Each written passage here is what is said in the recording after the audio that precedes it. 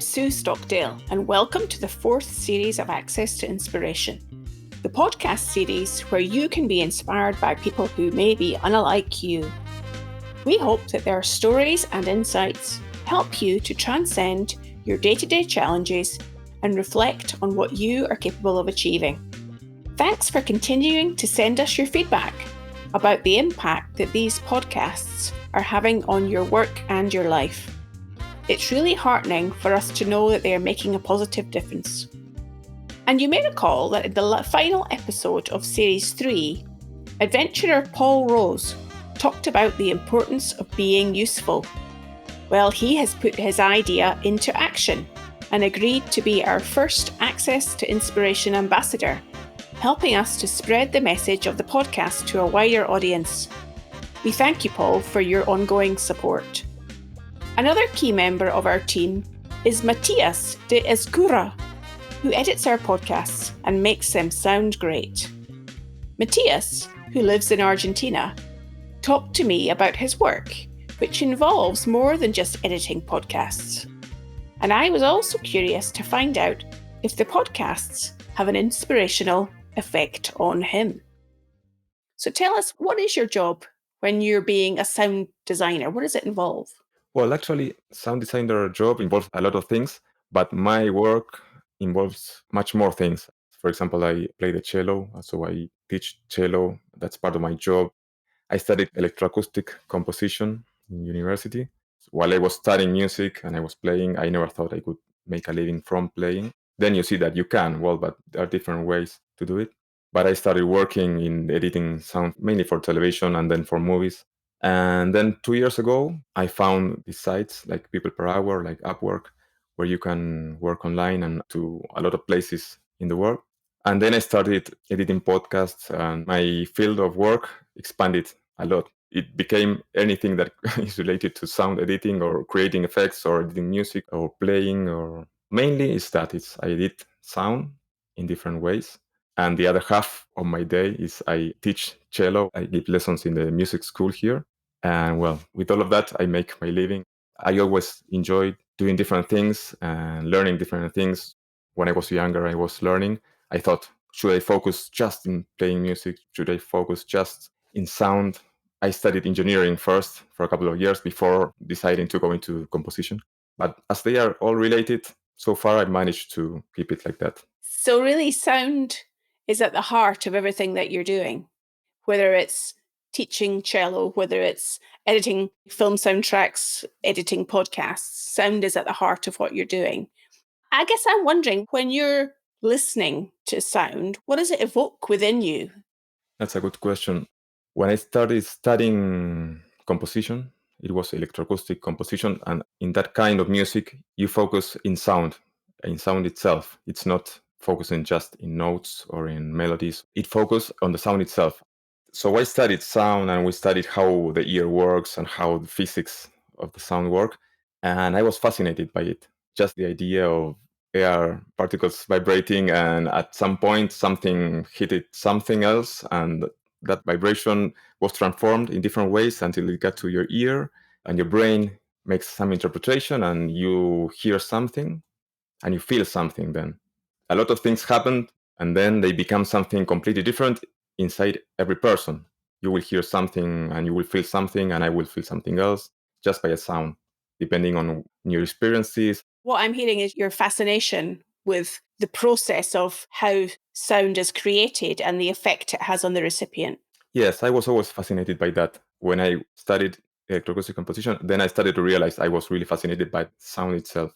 But then you keep on studying, and then you lose a little bit of that feeling. And that's why I started saying once in a while I think about that, because those sensations are the ones that I think we shouldn't lose. Those feelings that get you started at something. I had that passion for sound, and then different ways. I played the guitar and whatever I did, but not to lose that feeling, that original feeling, that passion. I think that's really important. And I think that's something that's in your podcast a lot. And you're absolutely right. That's what we're aiming to do, is to instill the passion or the belief in somebody else that drives them to take action, to do something different. And it sounds like from your early experiences in sound that you were motivated to want to learn more about it. That's right. So when you've been listening whilst editing the Access to Inspiration podcasts, Matías, what has struck you about any of the episodes you've heard? What's caused you to perhaps reflect differently about things? I think that mainly this feeling, because, well, as the name of your podcast is, and I think that that's what you're aiming for in every interview. All the people that appear in your podcast, they all have this feeling I was mentioning, right? They have this passion and they have this search. You don't hear them saying, "Well, this is just my job and that's all." No, they are looking for something else, always looking for something else.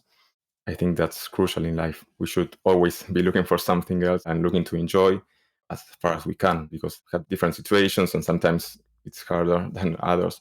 But as long as we can, be looking for something else. That feeling, I think, is really important. In fact, lately that I have maybe more choice with the work I do, I try to choose projects that have this kind of feeling. I am right now editing 2 or 3 other podcasts in a regular basis, and they all have this inspiration message. It's something I like because it's not just editing an interview, but it's being part of something else. While I edit, I also get that message. So it's inspiring me, and I'm being part of a team that is also helping to inspire other people. So that, as a general thing, I think is really important. So the essence of what you're hearing is having an inspirational effect on you as you're listening to the podcasts. Yes, that's right. I'm sure our listeners are pleased to learn a bit more about you, Matías, and the work that you do. And please keep up the good work in editing these podcasts. It's been great to speak to you. Thank you, Sue. It's a pleasure for me to take part in this team, and I really appreciate it.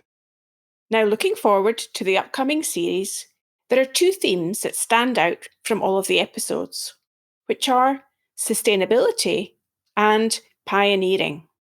I think that the COVID pandemic has caused many people to reevaluate how they live their lives. And it has been a wake-up call for us to address some of the bigger societal issues, such as how we interact with one another, how we consume resources, and how we reconnect with nature. Some of our guests in this upcoming series talk about these topics. Navi Radjou is a leadership thinker whose TED Talk on frugal innovation has been viewed over 2 million times. He has some fascinating thoughts on how we need to reinvent how we live and work. We also have Anne Plun van Eysden, who is transforming the stationery industry by making paper from rocks. She founded her company in 2015 to create an alternative and more sustainable approach to how paper is manufactured. And I'll also be speaking to farmer Jonathan Cook, whose regenerative farming approach influences how he operates as a dairy farmer. John believes that we need to reconnect with nature to better understand where our food comes from. I think everybody should grow at least one crop. Even if it's in a window box, grow a crop of potatoes, just one. You know, if you've got a garden, have 2 chickens. Best waste disposal system you will ever have, and you get eggs. And they'll be the best eggs you've ever had. What could be better? Besides these guests, we have several pioneers, people who have led the way in their field of endeavour. The first is Major Becky Frater. Becky is a military helicopter pilot and was the first woman to lead the Royal Navy helicopter display team, the Black Cats. And we also speak to Nontuthuko Mgahbi, the first African female to run 7 marathons on 7 continents on 7 consecutive days. A mammoth effort, I'm sure. I asked Nontu how she believed that she could do such an achievement. So truth is, you can never know 100% that you can do it. You just got to get to a point where you actually don't demonize fear. You do things afraid. You experience both emotions of courage and emotions of being nervous. And you accept them as deeply human as they are, because they are deeply human. So first, for sure, believe in yourself. And number 2, it's about understanding that courage, like Brené Brown puts it beautifully, it's actually not about winning or losing. So I got to a point where before I registered for the race, I was like, am I sure I can do that? And then I got to a point where I said, I don't need to be sure. Courage is not about finishing these marathons or not. It's about showing up. And right now I'm deciding to show up. Once you see it as an opportunity just to show up, then you just do that, you show up.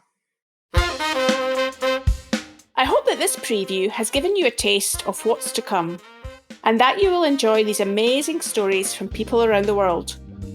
Look out for the first in the new series next week, where I will talk to Navi Radjou about consciously reinventing how we live and work.